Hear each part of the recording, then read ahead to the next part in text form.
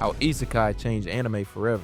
Let me ask you something. When was the last time you watched a new anime and genuinely thought, wow, I've never seen anything like this before? For a lot of anime fans, that feeling has become rare, and one of the biggest reasons for that is Isekai. Before we go any further, hit the like button right now, because this genre didn't just become popular, it changed anime forever. Anime used to feel more unpredictable. There was a time when every new season felt different. One show was a psychological thriller. Another was a mecha epic. Another was a quiet slice of life. Another was something so weird and experimental you had no idea what you were about to watch. Anime felt unpredictable, fresh, risky. But then the industry found a formula that worked a little too well. A guy dies, or gets summoned, or wakes up in another world. He gets overpowered almost immediately. Everyone around him is impressed. He builds a party, attracts a harem, defeats impossible enemies, and somehow becomes the center of that world. And then the next show does it again. And the next one does it again, and the next one does it again. That's when Isekai stopped feeling like a genre and started feeling like a production line. What Isekai actually is. At its core, Isekai is a simple concept. Someone from our world is transported, trapped, or reincarnated into another one. That idea by itself is not bad. In fact, it has huge potential. It can be about survival, identity, starting over, escaping regret, facing a completely unfamiliar reality. That's what made it interesting in the first place. But the same idea that made it exciting also made it easy to copy.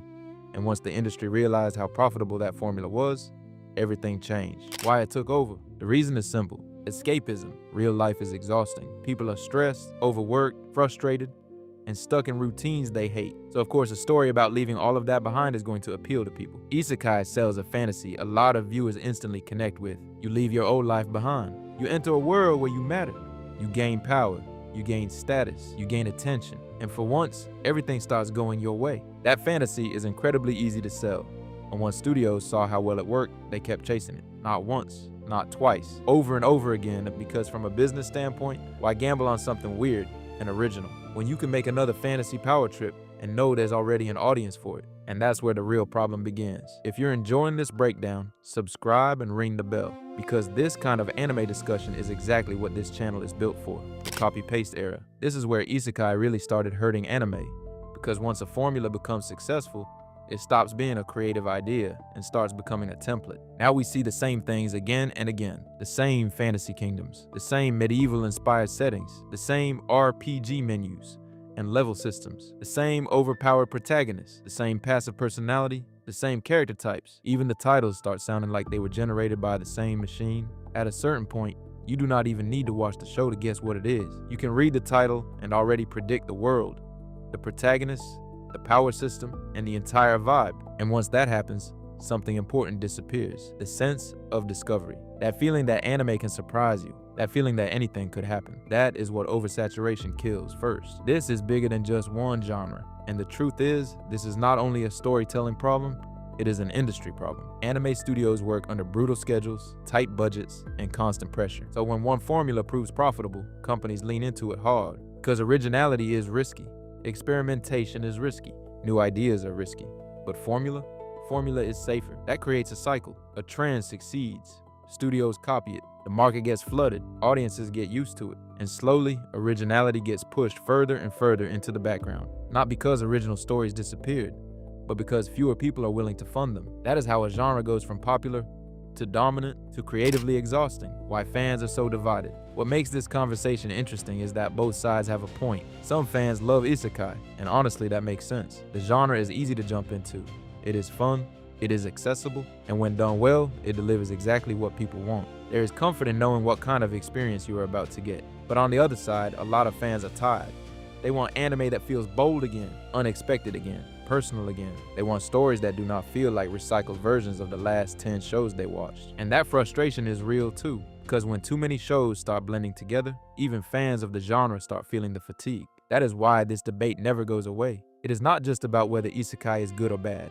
It is about how much repetition people are willing to accept before the genre starts losing its impact. Is Isekai actually the problem? Here is the part a lot of people get wrong. Isekai itself is not the enemy. Bad execution is. Because Isekai can absolutely be great when creators actually use the premise to explore deeper ideas. The genre can be powerful. It can ask questions about identity, about morality, about loneliness, about purpose, about what a person becomes when they are stripped away from everything familiar. That is where Isekai becomes interesting again. Not when it is just another power fantasy, but when it actually says something. The problem is that too many shows stop at the surface. They take the easiest version of the concept and never go deeper, because depth takes effort, and effort takes risk, and risk is exactly what the industry keeps trying to avoid. What happens next? So where does anime go from here? There are really only two paths. One, Isekai keeps going exactly the way it has been going. More generic shows, more recycled ideas, more formula, more audience burnout. Or two, creators start evolving the genre. They take the foundation of Isekai and do something unexpected with it. They mix genres, they challenge the protagonists, they break the formula. They actually take the premise seriously again. And honestly, that second path is probably the only way forward, because no formula survives forever. Eventually, audiences stop reacting. Eventually, repetition stops working. Eventually, even the safest trend becomes stale. And when that happens, the industry has no choice but to change again. So, did Isekai break anime forever? Not completely, but it absolutely reshaped it. It exposed how strongly the industry values safe success over creative risk. It showed how quickly audiences can embrace repetition when the fantasy is satisfying enough. And it proved that once a formula starts printing money, anime will keep repeating it until people finally get tired. That is the real impact of Isekai. It did not destroy anime, but it did change what modern anime looks like. And maybe the bigger question now is not whether Isekai broke anime, but whether anime can break out of the cycle it created. So now I want to hear from you. Do you think Isekai is overdone? Or do you think it is still evolving? And comment your favorite Isekai too. I want to see where everyone stands. If you enjoyed this video, share it with another anime fan, and subscribe for more anime breakdowns like this. Because sometimes the biggest thing changing anime is not one bad show. It is one formula that everyone refuses to let go of.